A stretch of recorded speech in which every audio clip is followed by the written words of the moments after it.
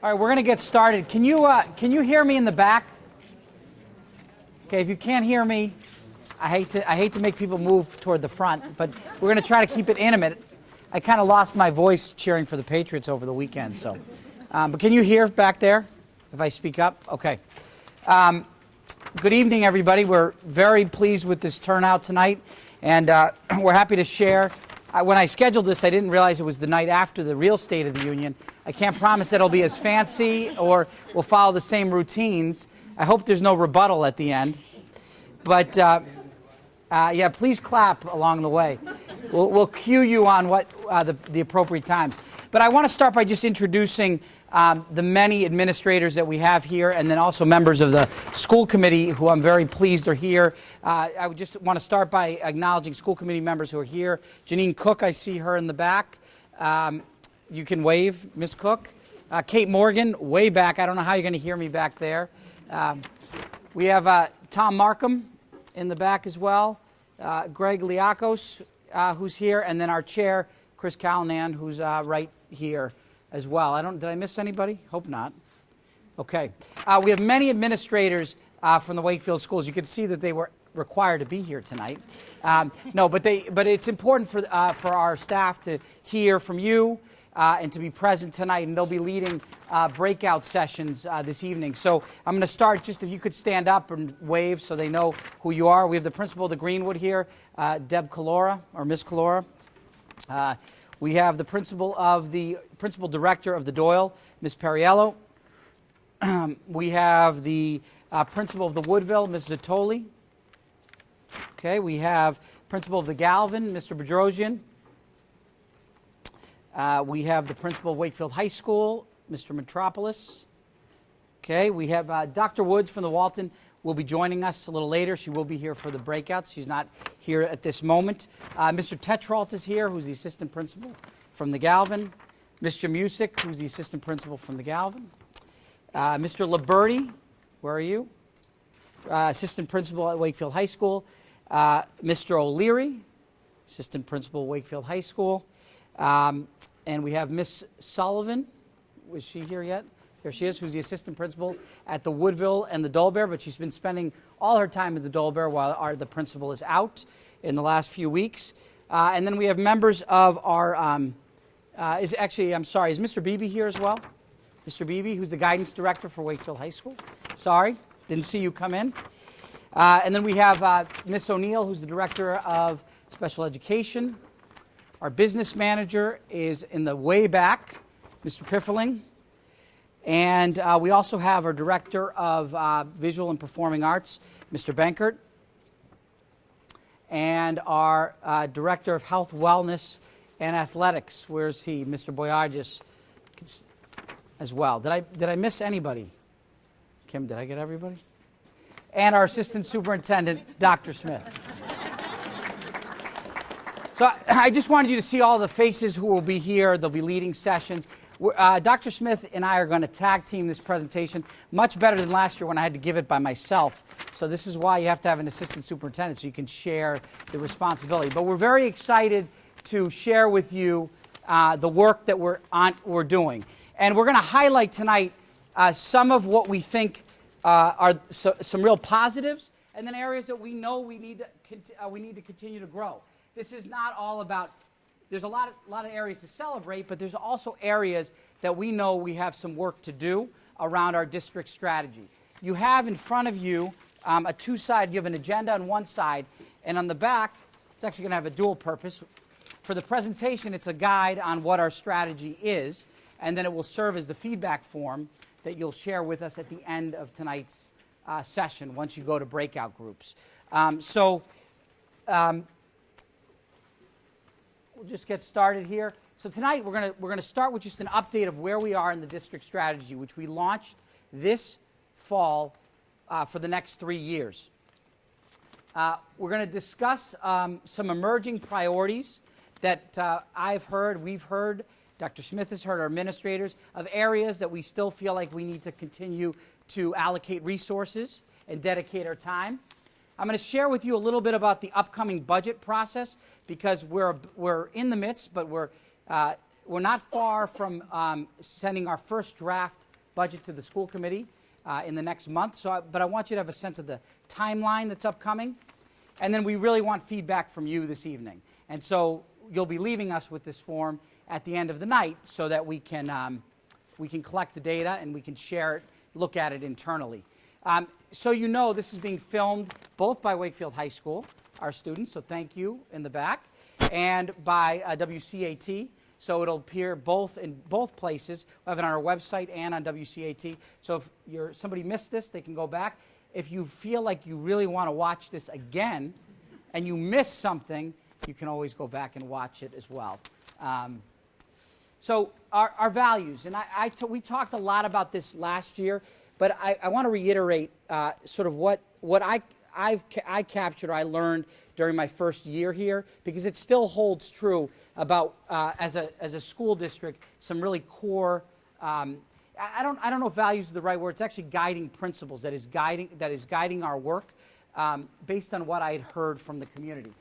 The first is around engagement. I heard a lot from people last year about the need to better engage all constituents, families, staff, community, and because people want to know the work that's going on in the school district, and in particular, ways that they can support what our vision and our direction as a school system. It's an area that I think have taken some important steps forward, but we're not where we want to be. I don't think we communicate enough and report out enough on the work at our individual schools and at the school district level, especially as it relates to our teaching and learning initiatives. Beyond just reporting about the fun things that are happening, which is great, it's also important that we are engaging our families around the core work that we're doing. The second guiding principle is about operating efficiently. We can't allow operational needs to drive the direction of the district. One of the things I learned in looking at our budget over the years, and also how we were committing our resources, is that a lot of what we did was we focused on the classroom last. Obviously we need safe buildings, we need to heat our buildings, we need to keep our facilities in good shape, but all of that should be in pursuit of what happens in the classroom. And so we are still trying to right size how we use it's always finite resources in a way that maximizes the impact on classrooms, teachers, students, the student experience. It's looking at the central office. Are we allocating our resources appropriately there? Are the operational expenses, are they excessive, or are they just what we need to make sure that we run in a sound operation? The third area or guiding principles around accountability. The importance of, if we're going to have high expectations for our students and our schools, there has to also be support, and the adequate support. And until we put the supports in place, which I think we're moving, you'll learn more tonight about what supports we put in place at the schools, our teachers. Until we get that right, it's hard to have the high expectations that we know we need to have in this community. But once we do, we need to be held accountable. And as a superintendent, if we say we're going to do something, I need to be able to report out to the community that we did or did not, and to be able to explain it transparently. And that, I think, is an area that we're still evolving. I mean, tonight is an example of that. This is what we said we're going to do. This is where we think we are right now, both the good and the bad of our work. Innovation. To me, innovation is critical for us to move forward as a school district. I heard often that Wakefield found itself being the last one to implement something. I heard that from teachers, I heard that from families, but mostly from teachers. Why aren't we the first? Why can't we be on the cutting edge of new practices, programs? I think they're absolutely right. There's no reason why we can't. With that comes risks, calculated risks, but with that comes risks. But I'd rather risk trying to do something that is going to make a significant impact on children than just wait to see what everybody else does first. And so I don't think we're there yet. I wouldn't call us yet an innovative school district, but I think we're moving in that direction. And with our partnership with WEF, we launched this year innovation grants, which was, I think, a first sign that is something we really want to cultivate, and we want to reward our staff who really have ideas that are outside the box, that represent a new way of thinking that is going to engage our learners differently and perhaps hook them into schools in ways they haven't been before. Consistency. I hear this all the time. Lack of consistency across schools, across grade levels, across teams. By no means are we there yet. I think it's not about creating robotic experiences, but it's about ensuring a high level of consistent, rigorous learning experiences across the district and every school for every child. Every first grader, every second grader, we should have a high standard of the experience that they get. Again, I think you're going to hear tonight that we're moving in that direction, but I'd be lying if I said we were there yet. We still have inconsistency across the elementary schools. Not suggesting one is better than the other, but the experiences are different. At the middle school, I would argue that depending on what team you're on, it's a different experience. Not suggesting that one is better than the other, but that's problematic for us as a system as we're trying to prepare students to walk across the stage and graduate in 12th grade, career and college ready, with certainty that they've received the seminal experiences that they need to have going through the grade levels.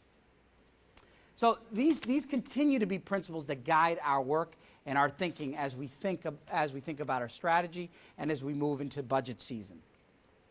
So now, if you look, our strategic plan was broken up into three big buckets, three big areas. And the first, if you look at your sheet, is quality teaching, which is about investing in and developing in our educators. And there's a series of initiatives. There were three key initiatives, which you see here, for every one of our objectives. And what we're going to do is we're going to take you through the objective and the initiatives around them and give you an update of where we are. And Dr. Smith is going to assist me with this. So our first objective is around the investment of educators. Nothing is more important than us to make sure that we are recruiting, retaining, and developing the most talented people to be in front of your children. I happen to believe that we have many, many talented teachers, but with any profession, you've got to grow your own. You've got to develop. We have to make an investment in their development. And we heard a lot from teachers that we could be doing a better job in that area. And we heard from principals that so it's not just about teachers, it's also about investing in our leaders as well. We want this to be an attractive place to work. We want this to be a place that you can grow as an educator and you develop. To me, it's a sign of strength if some of our teachers end up becoming leaders in other places, because we only have a certain amount of leadership positions to go around. But to me, that means we're actually fostering the kind of growth that any of us want in the professions that we pursue. So for the first initiative is around developing our administrators to give quality, meaningful feedback to teachers. So every month, I work with myself, Dr. Smith. We meet with principals, starting to meet with assistant principals around giving teachers really coaching. Now, it's not punitive in an evaluative sort of way. Of course, we do our evaluations. But how do you make the interactions in the visits to classrooms more about educator development? And so we do a lot of role playing. Principals could tell you, we videotape each other. They don't like the videotaping part of it. But where else do you get feedback like that because nobody, in many schools, the administrators there might be 3 if they're lucky, but they don't get a lot of time to watch each other giving feedback to other adults. And to me, that is the single most important thing that our leaders can do. I need to do that with the administrators that work in the district. Principals need to do that with teachers, just like teachers need to do that with students. So we do a lot of work around giving bite-size, not a laundry list of 100 things that you need to change. Because adults don't change. None of us want to change if we get a report of, here's 150 changes you have to make in your practice by tomorrow. It's about, here's the one high leverage nugget that I want to see that should change in your practice. Hopefully that's a collaborative discussion, and I'm going to come back and watch to see that happen. So we've done a lot of work in that area. And how do we link the feedback to the school's high leverage goal so that it's not out of thin air, and to the individual goals that teachers set at the beginning of the year? As part of the supervision and evaluation initiative, or the law in the state, every educator needs to set goals at the beginning of the year. Principals, myself, Dr. Smith, anybody who works in a school district has to set goals. And so hopefully the feedback is meaningful, linked to their goals, and or linked to the school's goals as well. So we've invested a lot in developing our principals. So our PD is not, our professional development is not just talking about operational issues and policies and practice, which many people think that's what we do all day, is we talk about operational. My 3 hours every month with principals is really focusing on developing them to be better instructional leaders in their buildings. I'm going to pass it over to Dr. Smith to talk about the next initiative.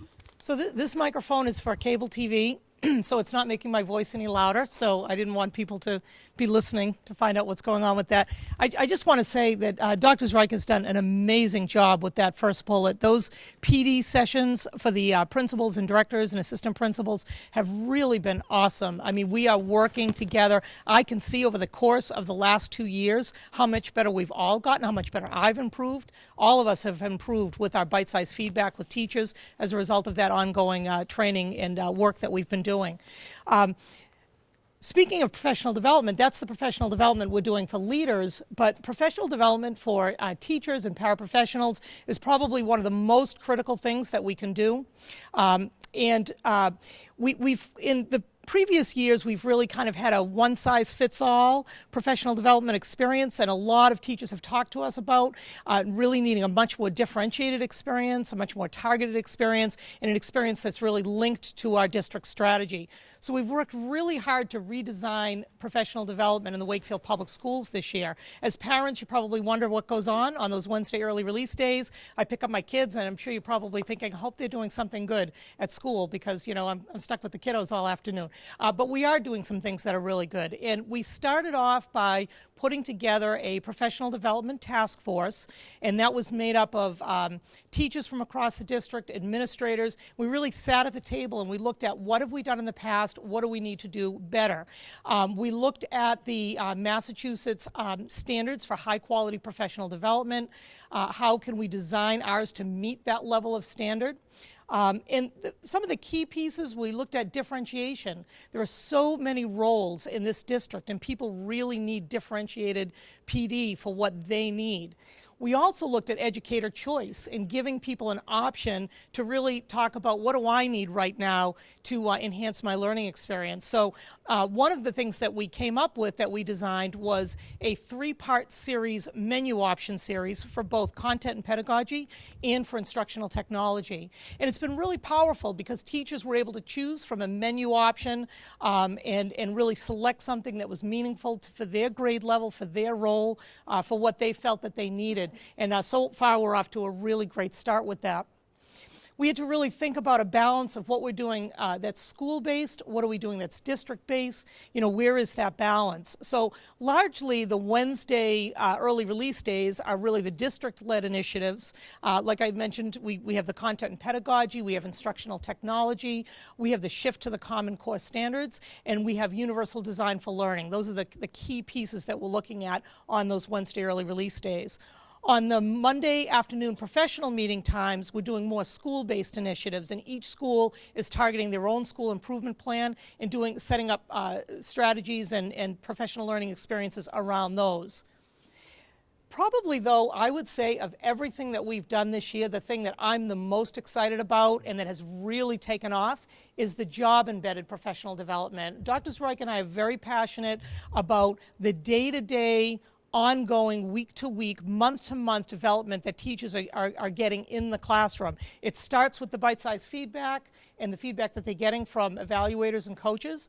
But the other really big piece is we've invested in last year's budget, based on a lot of the feedback we got, that we need support systems in the school for our teachers. So we invested in literacy coaches at every elementary school. These literacy coaches are absolutely amazing, the work that they've been doing at their schools. They're there, their goal all day long is to support teachers in the classroom and to coach, provide feedback, support teams. They've really done a great job. We've also invested in 5 through 12 coordinators in English language arts, math, and science. Again, the 3 individuals in those roles have done an incredible job coaching teams, supporting teachers in the classroom, really helping elevate teaching and learning. They're teaching one class, but the rest of their day they spend in the coaching role. So people are getting on-the-job professional development on a daily basis. And then finally, the 2 K through 12 directors in visual and performing arts and in health and wellness, they're guiding from a system-wide level. They're guiding the teachers in those key areas that sometimes are often overlooked or maybe don't have someone in their content area that can really speak to them. So I think we've made a lot of gains. We've pulled the paraprofessionals into the professional development as well this year, and that largely has gone really well.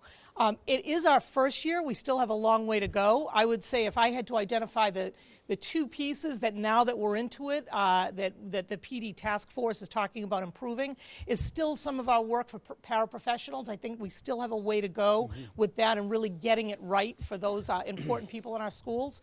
And I would say the second thing is one of the things we didn't realize is that when we combined the content and pedagogy menu option with the some of the special education, ELL, some of those were in the same menu option. By overlapping them, I think we ended up, people had to make a choice between 2 things that they really needed. So we're talking about separating those next year. So we have a lot on our plate, but we're working hard, and I think we've really improved a lot in that area. And the coaches and coordinators will go a long way to helping with this consistency that we talked about before, because with the literacy coaches who meet regularly with Dr. Smith, there is some there's some oversight of what we're doing systemically and discussion happening on a regular basis. The other issue that we've long had is especially the transition points, 4th to 5th and 8th to 9th. And so the coordinators, particularly 5 to 12 coordinators, have done a tremendous amount of work. I mean, I don't know that we've seen all the, we've seen it yet all take hold because they're new in their roles, but they are now meeting across schools. Their roles are between the middle and the high school. So for the first time, many of those conversations are happening because you have a freed person who is able to work and collaborate with teachers across the middle and the high school. We still don't have coordinators in certain content areas, which is an area of concern. In foreign language, we don't. In social studies, we don't.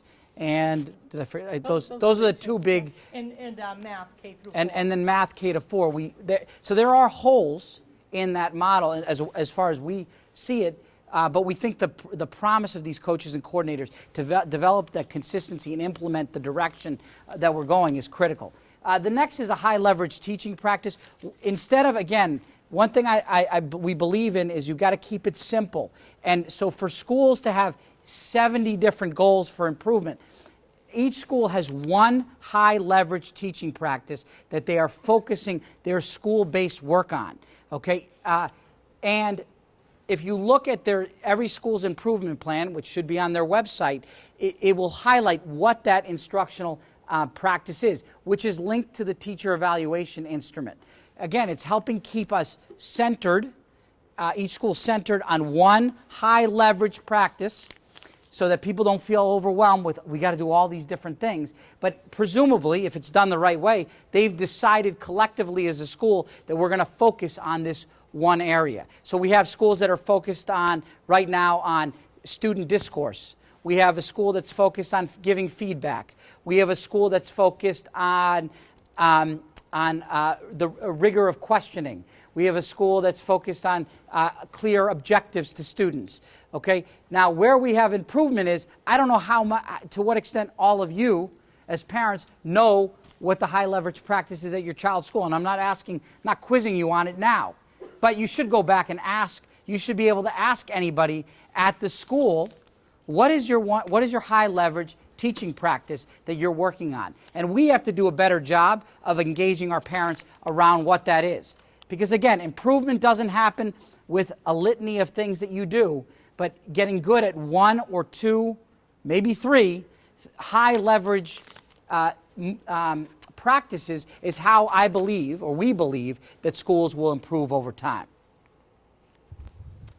So the next, the first two bullets here are around what we're doing with curriculum. It has been a very busy year for curriculum. You may be experiencing some of that at home as parents. So the first goal in this bucket was to expose every child and have every teacher rolling out rigorous standards-based curriculum in English language arts, a common experience across the grade level, K through 12.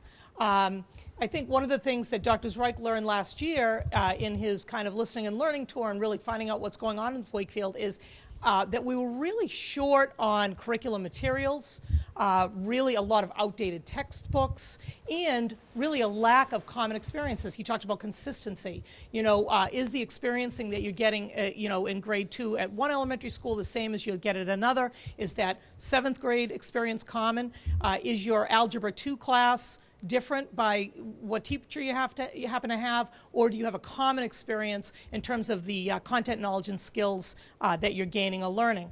So what we did was we designed a plan that at every grade level, and we purchased all of the materials. We made a really big investment coming into this year, that they will have one unit or module of model curriculum, and they're sort of in 3 different stages. K to 2, it was designed by our literacy coaches and a team of teachers. They did a backward design. They did a beautiful job on that. From grade 3 to 8, we're using what's called the Expeditionary Learning module, which is a Common Core aligned ELA module. And then 9 through 12, we're using these model curriculum units that you can find on the Department of Education website. So we've implemented those across the district. I have to say, there are pros and cons, but it has been really exciting watching our students engage in these highly engaging, highly rigorous experiences. And some of the most common themes are the teachers saying, wow, it's like unbelievable what our kids are able to do, and they're really reaching some of these standards. The other thing that's been great for the teachers is the opportunity for them to be able to collaborate, across the district or across that grade level, that they're all teaching the same thing, they're all experiencing the same thing, they're able to share their experiences. So that's been pretty exciting and pretty powerful. I would say the challenge is it's very new to us. It's been an awful lot on the teachers' shoulders, and I'm really proud of the teachers in Wakefield. They have really gone beyond the call of duty pulling this off, and they're doing an amazing job. We're also piloting math curriculum. Many of you may know this. We're piloting in grades K through 8.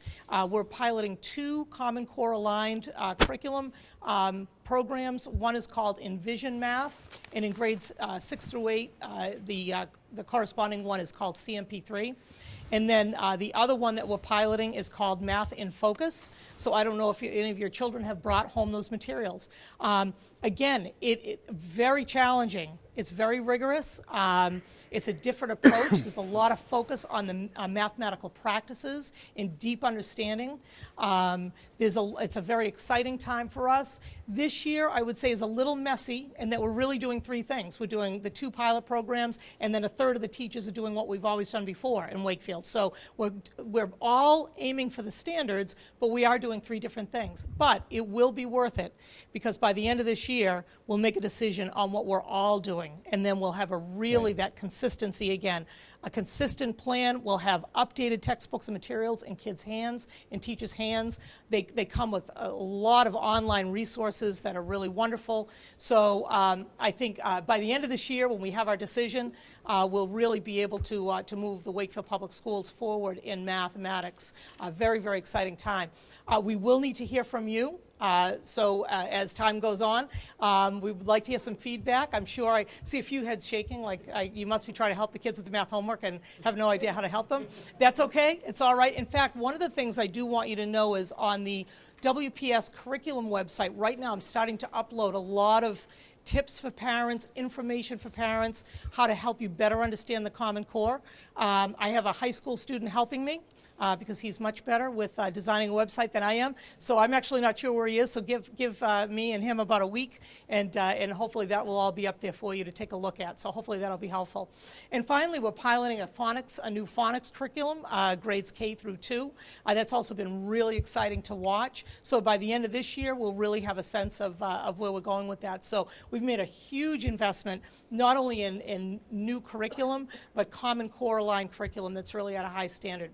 And going back to something Dr. Zrike said at the beginning of the session about getting out front and being innovative, a moment that made me really proud was I was at a session that had a number of curriculum directors and assistant superintendents, and they were talking about where they are in these pieces.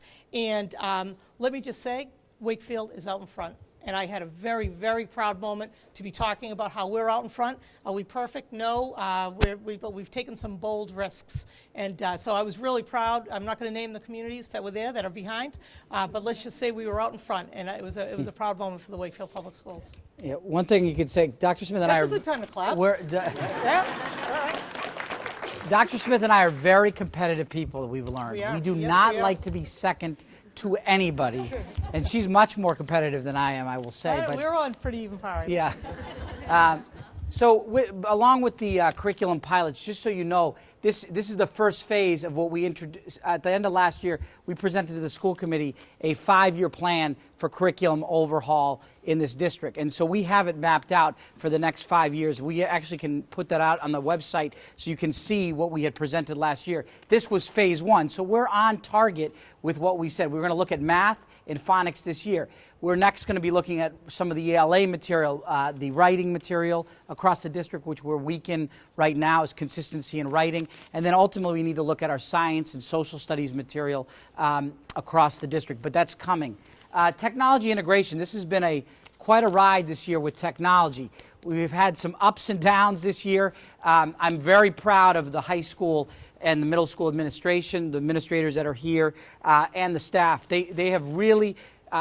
their open-mindedness about introducing technology has far out exceeded where I thought we would be, and that's really a credit to the educators, because we have put a lot of technology in the district in a short time, and what has been remarkable is how often it's being used.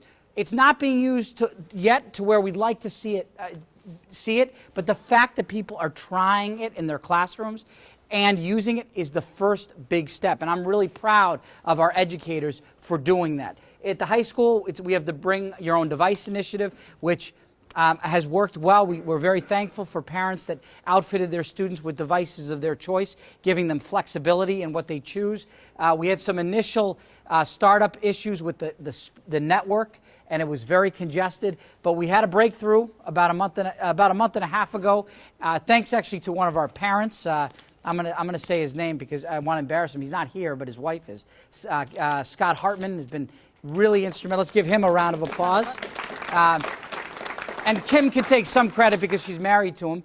But our tech team and the town has been. But we had a breakthrough, and we've had a really. Our network has not been an issue for kids, and we now have about close to 3,000 new devices in the district from last year to this year. We knew there were going to be issues, and it took us, I think, about till November, December to finally, I think the teachers will tell you there's been a big improvement. And at the Galvin this week, this week, right, Mr. Bedrosian, they are launching the one-to-one initiative where every student will be given a device that stays at school and travels with them through the school day. So we're interested to see how that goes. They've already been using the devices with teachers who were early adopters, but now everybody will be using it. Again, don't expect it to be perfect, but the fact that everybody will have the technology and will begin using it, some teachers more than others. We have some teachers that are light years ahead of where others are, but that's okay.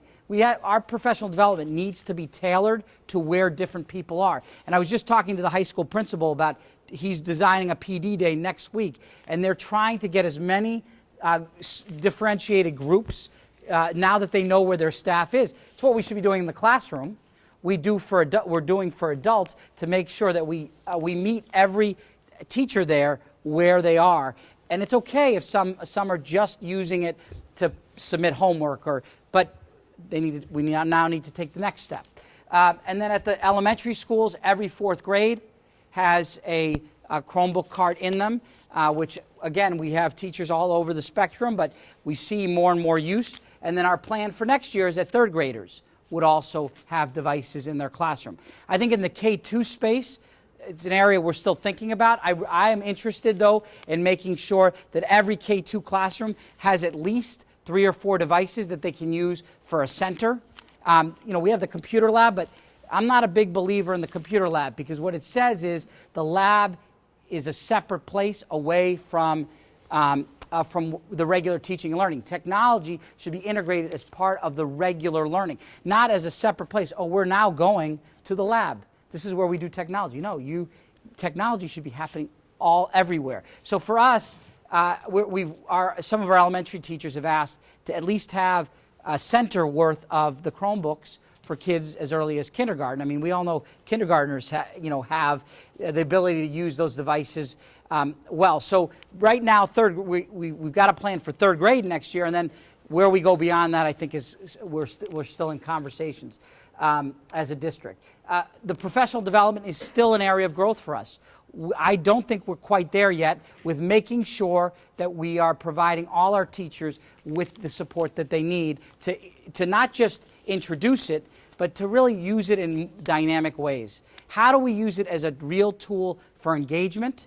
How do we use our high-flying teachers to work with their peers? How do we bring outside folks in to provide professional development? So that's an area of continuous growth for us. Maybe can I just add Sure. on to, from a parent's perspective too, I think a lot of parents have been asking, even just yesterday, parents were saying, I'd really like to learn how to use the Chromebook so I can help my child at home. A lot of parents are asking about Google Apps for Education, like if I could learn to use it better, I'll know how it functions, I'll be able to help my child at home. So we're definitely planning on different times and ways that we can provide some professional development for, or some training for parents. I know at the Wakefield Parent University coming up, I think that'll probably be one of the better sessions there, or at least the most popular sessions there, to get some experience on Chromebooks and Google Apps for Education. And I think also I'm part of the Technology Council. Some of my fellow members are here tonight. But the Technology Council has really been asking the question, like, do parents really know, and I think they want to know, how do we use technology in the classroom? Like, what are they actually doing with it? I mean, it's great that they have devices, but how does it actually enhance the curriculum? And I think we have to do a really good job in the coming year of answering that question. This is how it's being used. This is how it's helping our students learn and develop. So just a couple of little points there. Yeah, plug for Parent University is March 21st, right here at the Galvin from 8 to 12. And technology is we've gotten a lot of feedback, as Dr. Smith said. So please, we hope to see many of you there. So universal design is one of the professional development pieces that we've worked on this year across the district. Every faculty member and staff member, pre-K through 12, has been involved in this. Basically what universal design for learning is, are you familiar with CAST? Do you know the CAST, the educational research company located right here in Wakefield? We've partnered with them to provide us with some professional development around universal design for learning. And basically it's about differentiated instruction and meeting the varied needs of a very diverse group of learners that are before every teacher in their classroom. But the universal design has to do with like a really proactive approach when you're designing your lessons and planning your curriculum so that you're thinking ahead about that variance in your classroom. So, And when we think about differentiated instruction, a lot of times people think about that we're just talking about special education, and we're not. And sometimes we think we're just talking about different learning styles. We're not. We're talking about all kinds of differences in children. What kids are passionate about, what they like, what are they interested in? Are they hands-on, learning style kid, or are they a kid who is more like auditory? What are the ways they learn and the ways they learn best? And universal design is about the teacher really thinking out front about how can I design this lesson to meet a very wide range of learning needs. So that's what we've embarked on as a district. I think we were talking about Dr. Zrike and I strengths and weaknesses so far. I think that really the weakness that we see, or the challenge that's still before us with universal design, is I think after the first, most of the teachers have been through the first training, some have been through the second training or coming into that. We don't see it coming alive yet in the classroom. We don't see that application yet kind of making it into our classrooms. But that's something that's a challenge ahead of us that we have to really keep working on. But we're excited about the philosophically what we're doing with it, and certainly about our partnership with CAST in Wakefield. Do I have the next one? Oh, yes. I have the next one too. Okay. Collaborative teacher teams. So in a huge investment in our success in the district is this collaborative teacher team piece. So you'll see a couple of acronyms here. The first one, PLCs, means Professional Learning Community. And basically that model is that we've established a network of small educator teams across the entire district. Every educator in this district, including Steve and I, is part of a PLC team. And that is typically a grade level team, a content area team. And the purpose of a PLC team is to look at student performance, student growth, and student work specifically, and talk about instructional strategies and share what's going on in our classrooms and collaborating, all with the goal of raising student growth and achievement. It's a very, very powerful system to have. I think it's really taking hold in our district now. The big gains we've made this year is embedding that time during the school day at the Galvin Middle School and Wakefield High School. To this point, it had always been after school, and with all of the other professional development needs and professional meeting needs, it was very hard to get that network truly off the ground. But now at the Galvin Middle School and Wakefield High School, those PLC teacher teams actually have that time embedded into the school day, and they meet regularly with those teams, and we can really see the results and the impact on student learning. When teachers are able to sit together and talk about instruction and say, why are our kids doing well, or why are they struggling with this, and what do we need to do, that really produces some big gains. So our struggle right now is pre-K through 4. We do not yet have that embedded in the school day. They're still trying to meet after school to get that work done, and we really need to take that next step. And our goal is, and we're committed to next year, that they will also, pre-K through 4, have that time embedded during the school day. And the other acronym here is ILT, and that's an instructional leadership team. And this is about building leadership capacity in every school. So every school has its own instructional leadership team. Back in the day, sometimes you'd have leader teams meet, and it was very operational. I think the thing I love about ILTs is the name. It's an instructional leadership team. And all of the work of those leadership teams in every school is around the school improvement plan and raising the level of teaching and learning in that school and instructional improvement. So the other big piece of both of what these teams are doing is really using data to inform what we do as a school district. I would say that's an area we still really need to grow. I think we have been a rather data poor district, and we want to become a data rich district. So we're really working on what are the data sources that we need, how can we make data like an important and regular piece of both our PLC and ILT work in the district. And finally, the last initiative here is about specialized supports. These are areas that we specialize populations of students that we definitely want to make sure we allocate resources and look at our programming. It should be no secret that early childhood has been a big priority. We opened the Doyle very successfully, I think, this year, and credit to Ms. Perriello and her team. It really has it's afforded more opportunities for learners to come into our school system, both in the general education and special education program, and it's also helped to focus supports on our most needy and struggling learners coming into our school district. And I don't think it's, I think it used to be for families who were new to our school system with a child that may have had needs, they were kind of lost in a school that wasn't dedicated specifically to that age group. And now we have a school, a director, a team that's really focused on our earliest learners. As soon as they turn 3, they're with us, and we continue to want to expand how many seats. We have a huge demand for full-day preschool seats right now, and I think we're going to far exceed our capacity, but that's a good problem to have. And as the program continues to improve, and our credibility as an early childhood center, I think that bodes well for our school system moving forward. And then, of course, kindergarten is there's been a lot of buzz about full-day kindergarten. I'm not going to get into the details about that now, but that is something we believe as we talk about consistency of experience. It is concerning that you have some children that have one experience and then a whole group of other students that have another. And as we talk about making sure that our students, regardless of their socioeconomic level, their background, whatever it may be, that all children need to have a strong kindergarten experience, however we choose to define it for the town of Wakefield. So that's another area that we will continue to work on. Special education continues to be an area of tremendous need and work in this district. Lynn O'Neill has done a lot of work in the last year, but we have a tremendous amount left to do. I would not say we're even close to where we want to be in special education. A lot of it's about professional development for staff.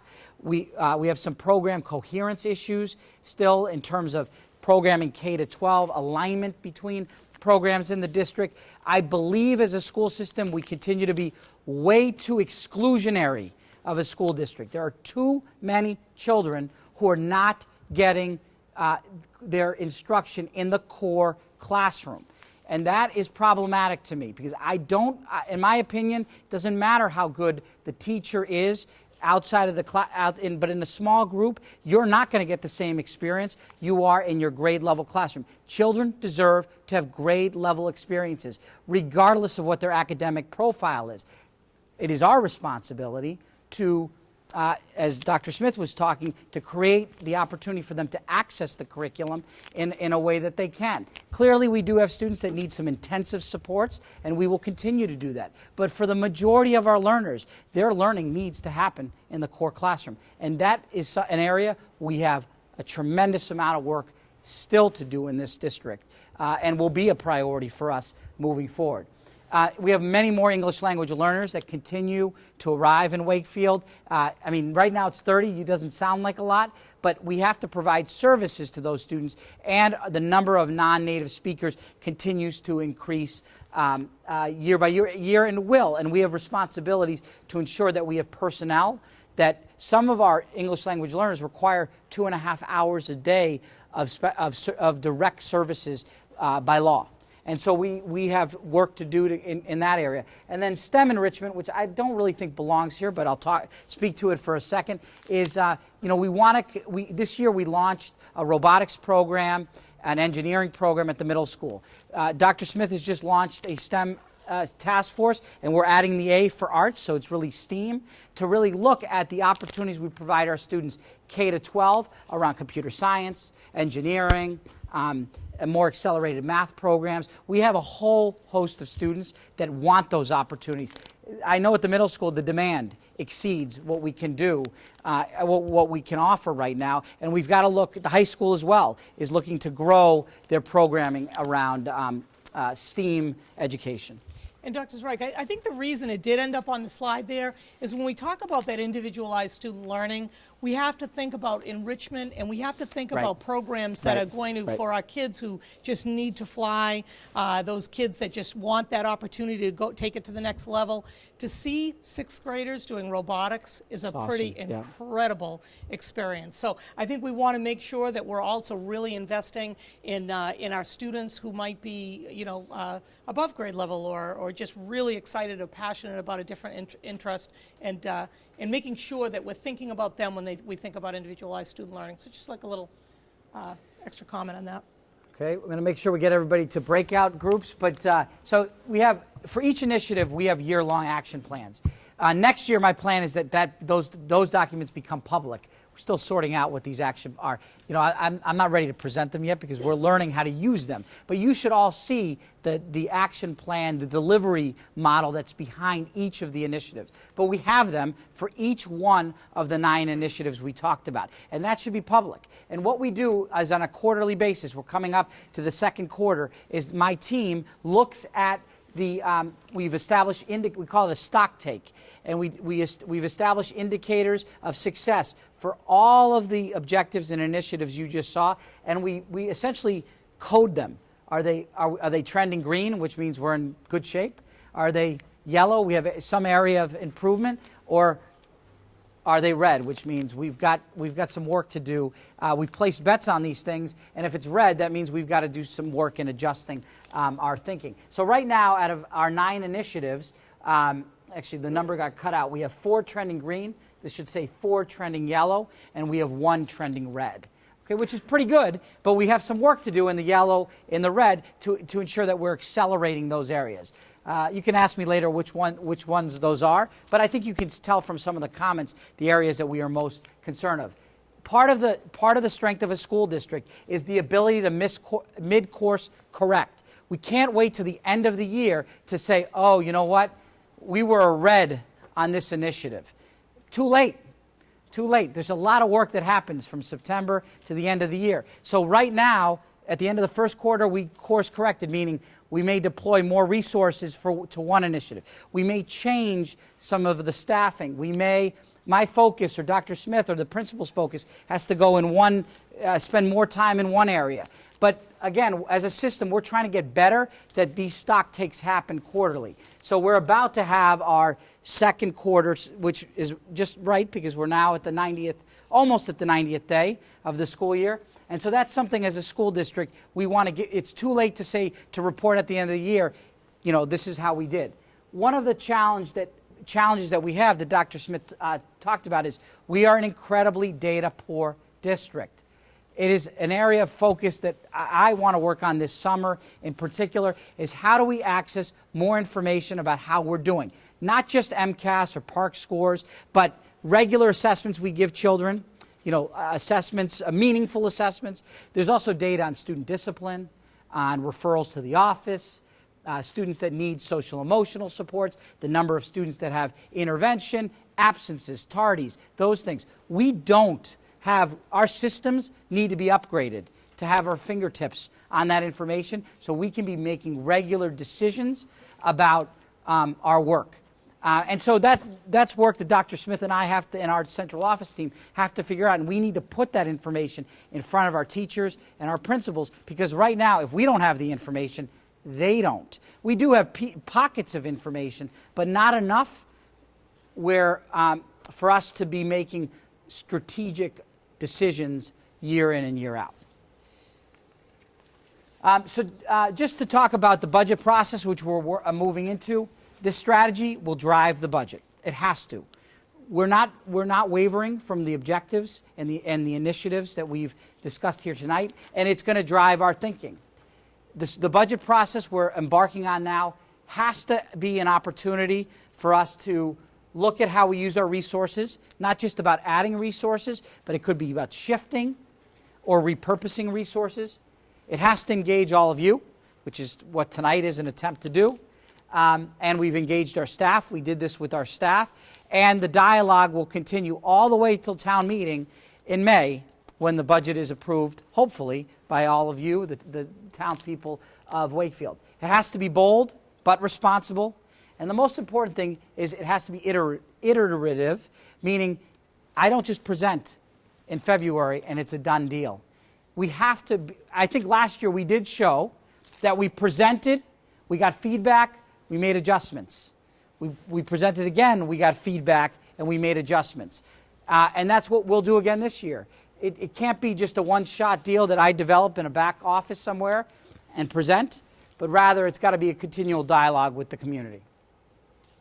So on your paper, so now if you could take out your paper, the one that, the colorful side, you can see that we listed a series of priorities that I've heard in my travels through town, and the principals have heard, and we've heard from teachers and parents, and I just took a stab at what some of those were under quality teaching, what some of those were under rigorous curriculum, and then around individualized student learning.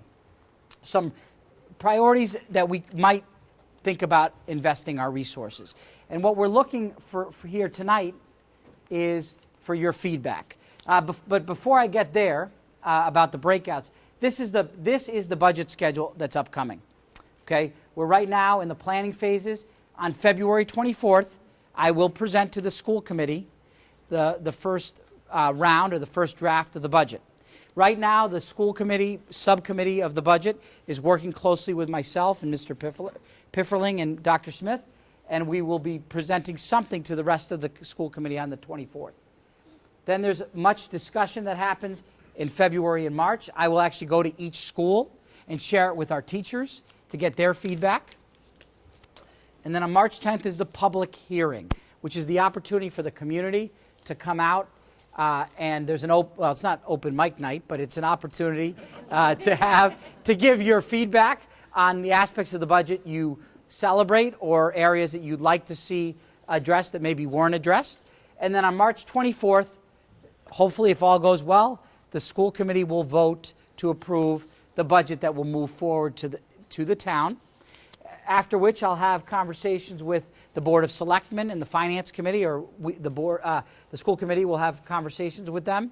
And then on a date to be determined later, there'll be town meeting in May. So it is a very long, May seems like a long time from here, but we are in the full throes of the budget process right now.